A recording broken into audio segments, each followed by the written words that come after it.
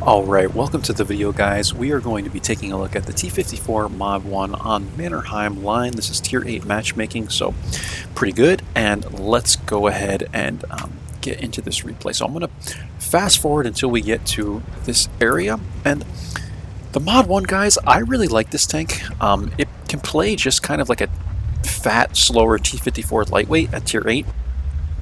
The gun handling is pretty similar. The damage per shot I think might even be exactly the same. It's got a little more pen on the gold rounds, I believe. Could also be the same, but I don't always look at these things. And yeah, Cromwell's right here. We're going to smack a shot to him. And what I'm doing is just kind of waiting for someone to poke on this upper line. Normally what I like to do is get side shots on people going this way. Unfortunately, being in the Mod 1, we just can't get here quite as fast as we could in LT-432, T-54 lightweight, any of these vehicles. So I'm not able to get any shots into these guys, and I realize that. So at this point, what I'm going to do is continue poking this, but really I'm looking for shots here, or I'm looking for shots at like this bush right here, waiting for people to try and make a move here. Because no one is over here, I would like to spot at least one person coming down so I can see what's going to go on here before I make this play, and that's to return back. Because no one has pushed if you're looking, no one has pushed this like BC line over here. And this is going to become a problem. We don't want these people getting all the way over here, so I'm trying to kind of encourage everyone to get over here before everyone pushes this line. T20, Lisk, maybe the Cromwell comes back around. So there's a lot of people over here. Anyway, we're going to poke here, and this tank is pretty, the armor is good, right? But you don't really want to just stick it out like this, like you do in like the T26 E4 Super Pershing. You have to be kind of cautious because really only the turret has the majority of the armor. If you angle decent, you can still kind of get like a ricochet sometimes off of here and stuff. But for now, what I am doing is just kind of looking for, some blind shots because, when you sit here, a lot of times you won't spot anything. Sitting on this corner because of all the trees here and stuff, and they have good bushes. So I'm going to come back here instead. I'm going to get a shot into the list, and we're basically just waiting for these guys to push, right? I'm fast forwarding. I got a lot of videos to show you guys, so that's why I'm fast forwarding. I just have so much to record today. But, in normal circumstances, I wouldn't, fast forward quite this much. But I would just like you guys to see, more of the end of the game. That's always the exciting part. So, Progetto's here. I'm going to try and just continue poking with this guy because at this point, like, the game has not progressed as much as I would have liked. I feel like we're down tanks, we're down a little bit of HP now, and I'm not going to try and make any kind of aggressive plays because I want to conserve my HP. So I'm looking for shots at the AT. The M2Y appears, or whatever. There's like all these M2, M3, M4, M5, M6Ys. They all look the same to me. They're just different tiers. So the M2Y pokes, I guess this is the tier 7 version of this vehicle. And I'm looking for shots at the AT. I know that I can get this guy's cap if I continue trying. The accuracy on this tank is pretty average. I wouldn't say it's great. I wouldn't say it's bad. But, even poking at a couple hundred meters at an AT-15's, cap, hatch, that's probably not the easiest of shots. And I'm just trying to be careful of the M2Y, right? Like the Progetto is not poking aggressively enough to keep me safe from him, and I don't expect him to. I don't blame him. But, in these situations, you just have to be really cautious of what's, in front of you. And even there, like, I went too far poking on the M2Y and didn't even realize it. So I'm going to sit here now. I have this bush so that I can remain unspotted, and this is just using bush mechanics, guys. I'm going to let the Progetto kind of spot. I'm not running away from him. I'm not abandoning him. I'm just changing my angle so that I can take shots without being lit, and hopefully we can get the upper edge on this team because the south is also losing. So I'm going to smack a decent shot into the Super Chaffee there, 272, a fairly high roll, and now we're just waiting for the AT to come around. I'm going to get a shot into his, I load APCRs now, I'm going to get a shot into his upper, plate there. Could have hit the hatch, but more in the upper armor area. And we're going to go for it again. I missed because he's angling a little bit, and now Super Chaffee has, has me lit, or I got lit through the bush, or whatever the case is.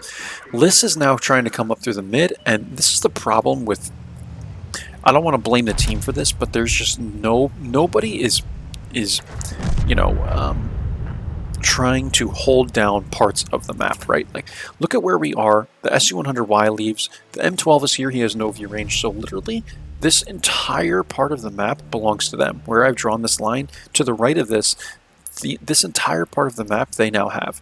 And what do I always tell you guys about, you know, getting map is that the more map you have, the more angles you can create against the enemy, and normally you can win. So we're going to come up here. I see the list, and you know, like, likely what he's going to do is try and push through here.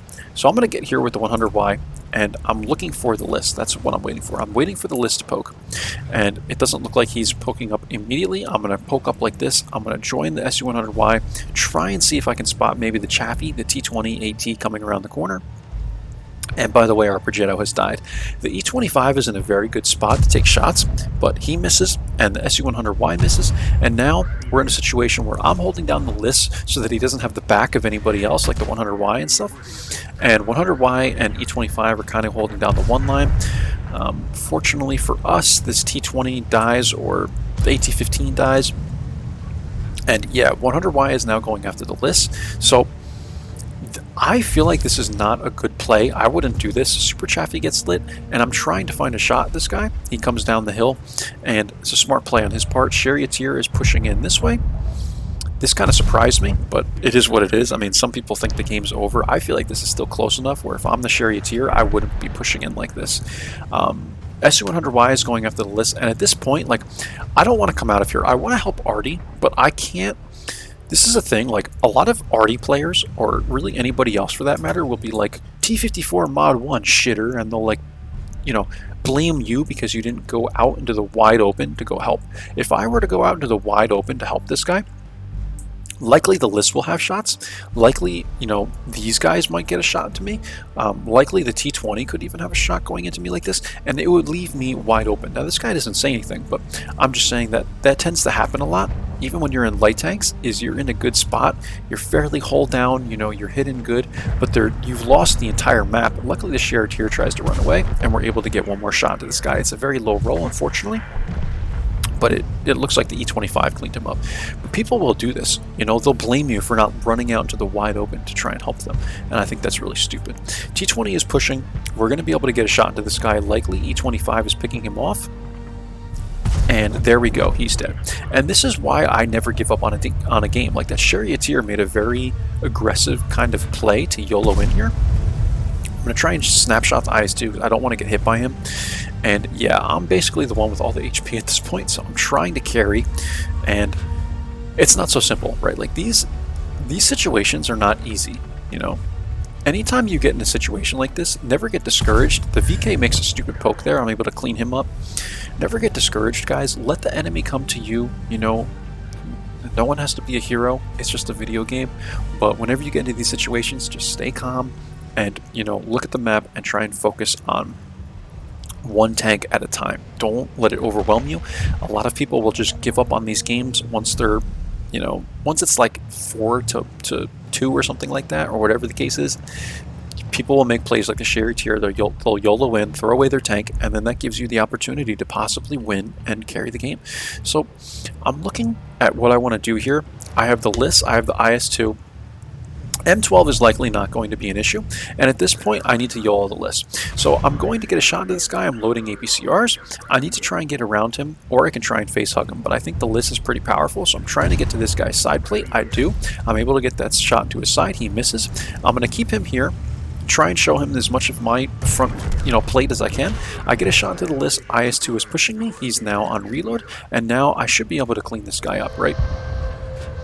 I get him, and now it's just Artie. E-25 did a phenomenal job of helping me out here, and we're at 4 kills, 2986 damage, and that's it, guys. We're going to fast forward here until I believe the E-25 gets to Artie. Let's see. E-25 does. Shooting him, shooting him, shooting him. And there you go. So here's a good carry for you on this map, guys. This is how I played it in the Mod 1. You know, you might have made a different play, but 4 kills, and we ended up carrying this game, and that's kind of how I do it. If you lose this, you have to come back. You always have to come back, and you can use this ridge line right here. You can be in G1 where the E25 was to smack shots like this, but if you're here, it gives you shots going this way, it gives you shots going this way, and usually it's pretty effective, in my opinion. I think the one weak spot is that you can't really see this until people come up, and then people can have like these rocks and bushes if they get close enough, and usually you'll get outplayed by then. But yeah, luckily their team just wasn't, I guess, that good, and we were able to come out with the win. So that's it. Let's take a look at the emplates. This was a second class, 2986 damage, no spotting, no blind damage. And yeah, we're up pretty high here. The Lova actually had a very good game, so props to him. I'm sure he knocked away a lot of HP for those heavies that we had to deal with. And 4 kills again, guys. We banked 8,600. We lost 27k from all the APCRs. Nothing surprising there. And yeah, that's it. 27 shots fired, 17 direct hits, 14 pens. Man, this is like your standard game for me, missing half my shots. Is what it is, guys. I will catch you for the next one. Hope you enjoyed, and bye-bye now.